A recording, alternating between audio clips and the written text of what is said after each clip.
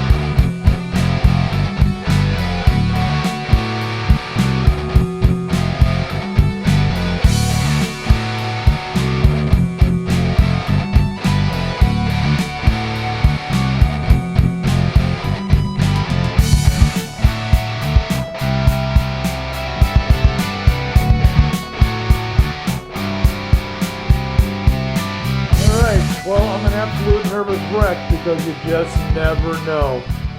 So here we are, guys. I think I'm on day number 6. Seen glaciers move faster.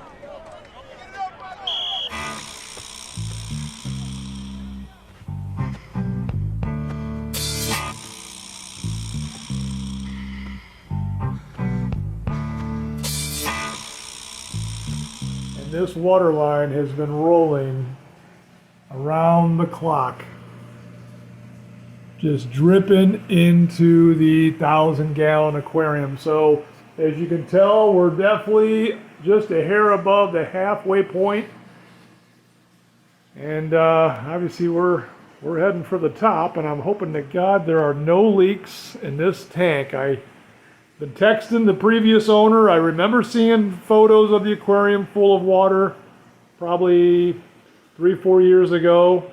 So it was, it was full of water at his place, so we're hoping for the best. But it's definitely been a long road to get to this point right now, so all we can do is cross our fingers and hope. So at this rate, I would probably say it's going to be another probably 5 or 6 more days before we get to the top. And then what I'm going to do is I'm going to relocate that line. You got just a 1/4-inch line coming from the RODI system, which is in the other room. I'm going to show you that here in a second. I'm then going to lower it down here, and we're going to start raising chamber 1. Probably 3-4 inches, and literally that's it. And then I'm going to slide that line over to chamber 2. And you're probably asking why. And then I'm going to probably slide it over into chamber 3. Let me take you to the back room real quick. So here's chamber 3, and we are going to raise it up probably 3-4 inches also. And the reason I'm doing this, can you guys see why? Do you see the weak link in this chaotic filtration system I built? Yeah, the world ain't what it seems, is it, Gunny? No, sir.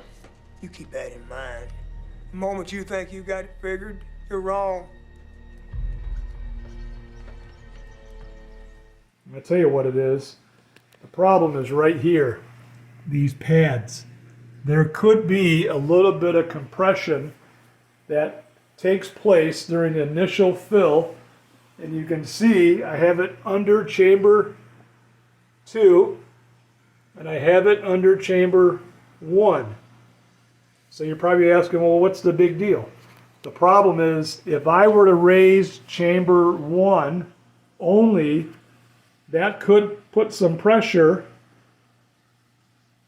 right here on these 3 bulkheads, how they go from chamber 1 into chamber 2, and thus put pressure on the glass, because this tank could be going down and inducing that pressure over to here. Same with 2 to 1 or 2 to 3 or 3 to 2. It doesn't matter what I do here. It's possible that I could be putting pressure on the glass. So to get away from all of that, I'm just gonna, raise them up a little bit at a time. So probably 2-3 inches, 2-3 inches, 2-3 inches, and just kind of walk these all up together so they all compress down together somewhat evenly.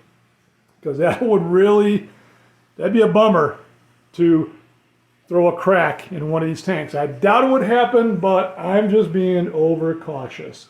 And I really don't believe that there will ever be a time where one of these 3 would be empty and thus bring me right back into this, unique situation. But then again, if you think about it, after 6-8 months, I mean, these are going to be fully compressed down and they're not going to move. And I think from there we'll be good to go. But because of the initial filling, we're going to do it evenly so that we have no problems. Now back over here to this. Here's the RODI system I got going on right now. 1, 2, 3, 4, 5. So there's actually 6 filters right there. But I just wanted to show you this real quick. As you can see, the wastewater is about 120 on the TDS meter, right? Total dissolved solvents. And that's going down the drain. But what's heading for the main tank is 002. We can live with that. And that water, this has been non-stop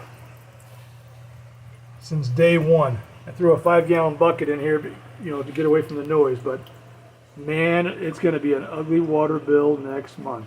No more water. We're not here for that. Oh, I was very much looking forward to having the water.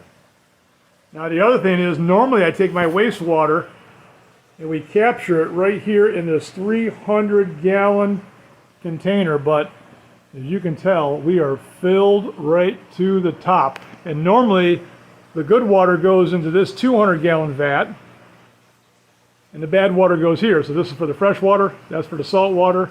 But in this case, we've maxed this out, so I had no choice but to redirect the lines and just quickly send it right down the drain. In the same token, take the blue line, which is up here, which is normally the good water. Like I said, I redirected the water. I hooked this one up and ran this all the way over to the 1,000-gallon tank.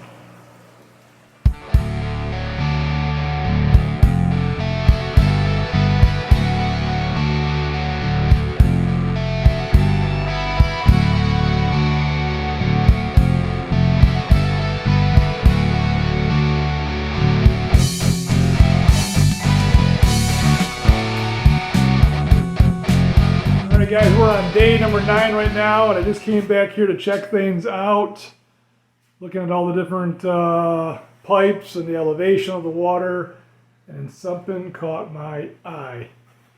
I was looking back here, and I noticed what appears to be, I'm going to try to zoom in,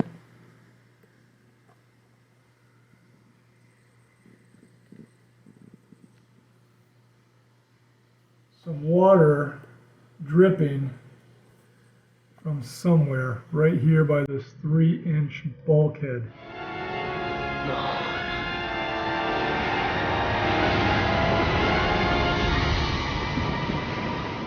Now that bulkhead was installed long before I got this tank, and it was something that we could not remove. Matter of fact, you can't even see the nut, because the nut, it almost looks like this piece of acrylic on the left side of the tank. I think went into a CNC machine at one time, and they actually cut out the shape of the nut, which I'm going to try to get up there and show you a better example here. So this 3-inch bulkhead, because the tank is 2 inches wide, so I think what they did, I mean, look at the thickness right there. I think what they did to kind of cheat the system a little bit is they cut this out like that.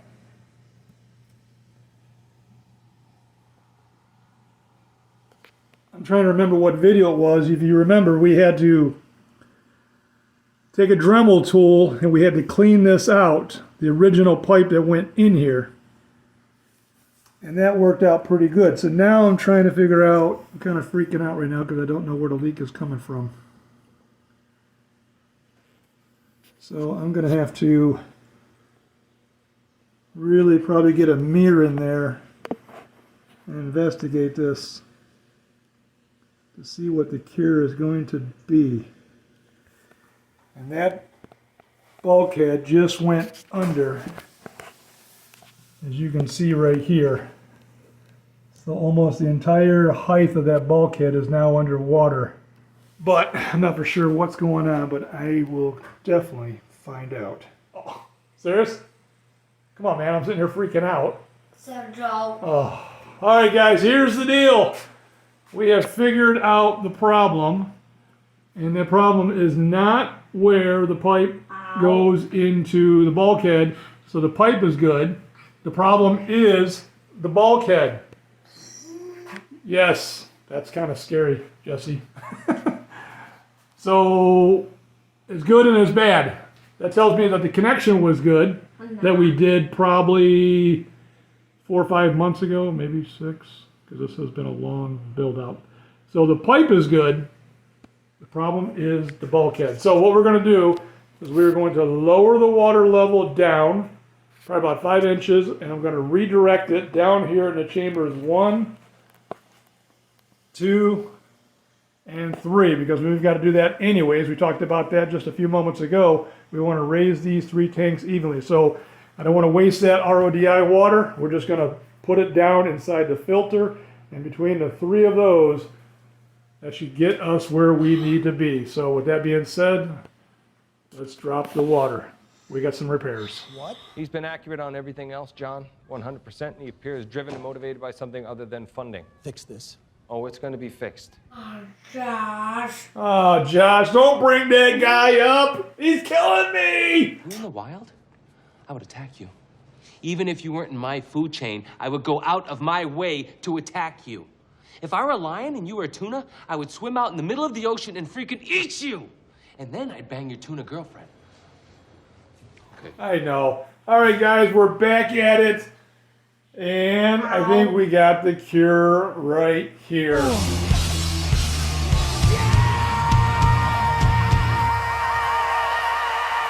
100% silicone for plastics, sheets, and other plastics.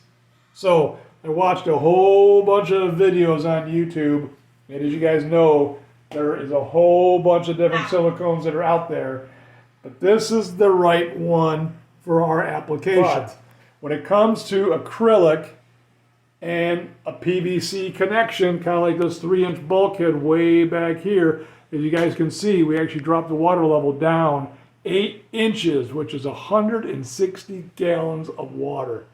That's crazy.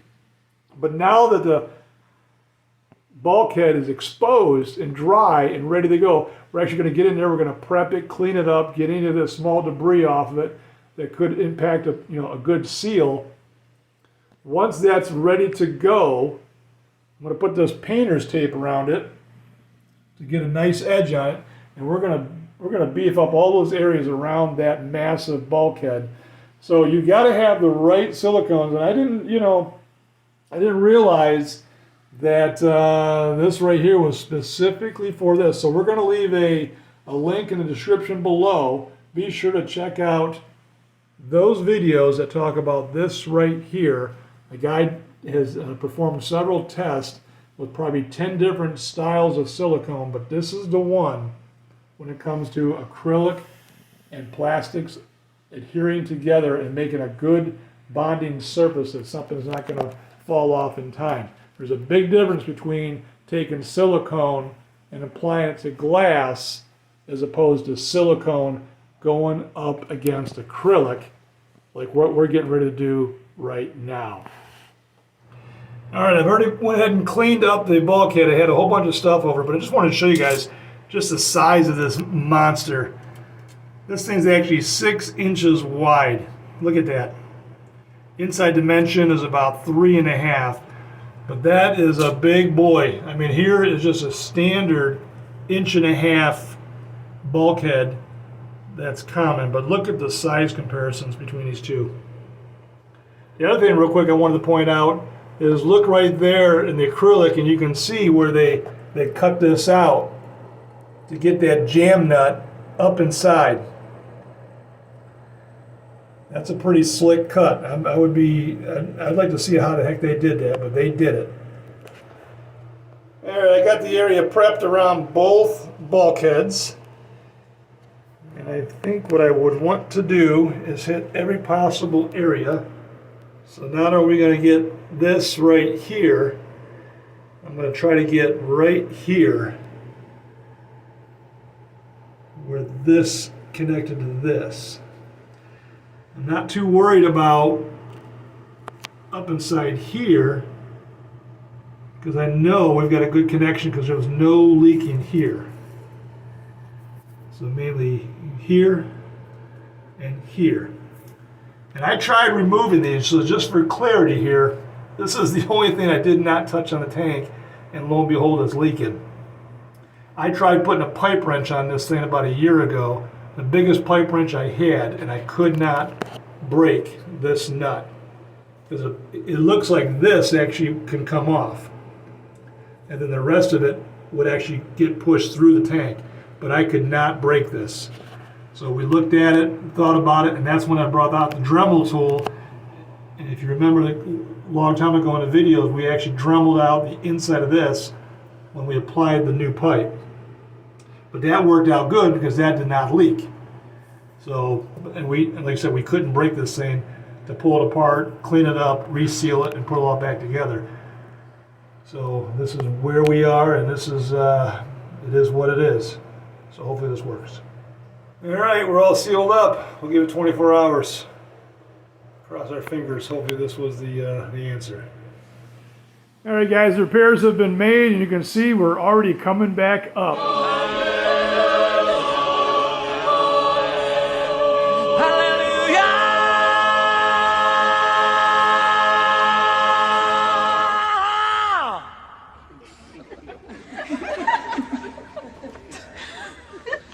So making more water in the back room, another 200 gallons, which should be ready here probably by tonight. You can already see we brought it up probably about 4 or 5 inches, so looking good so far. But as this is going on, I got something in the back I want to show you real quick. All right, so while the tank is filling up, we're trying to wrap up some last minute details over here in the saltwater filtration room. And it's kind of funny because John was over here the other day. He's like, hey, don't forget about these holes over here. I'm like, holy crap, when you think about that, you get so caught up in a bigger picture of the entire filtration system, I completely forgot about those 2 holes, and the other one's right here on chamber 4. So, but thank God I'm a pack rat, because this hole right here is what they call a bastard size. Meaning, here's a 1-inch bulkhead, the hole is too small. And it's too big for a 3/4 inch. So I had to go through my stash, and I actually found the original bulkheads. Look at this thing. It's kind of a unique looking shape right here. But this is the one. Obviously this is going to be flipped. This is going to go from the inside out. But look at that nice tight fit right there. So went ahead and got these prepped. Took out these plugs right here and resealed these up with some paste. And obviously big old jam nut right there. So we're going to put a little bit of silicone around each of these O-rings just for some extra insurance. So we're getting ready to get those prepped here in a few moments. Go ahead and put those in chambers 4 and 5. But with that being said, once those are plugged, we can go ahead and fill up these 2 chambers and bring over the live rock, get the motor in place right below that check valve, and we'll be able to pump that water into 4 and 5. It'll enter there, rise. It's going to dump through those 3 pipes. It's going to end up down there. It's going to fill up this chamber 4. It's going to go right out those 4 pipes right there and down into the sump. So that's going to be kind of slick right there.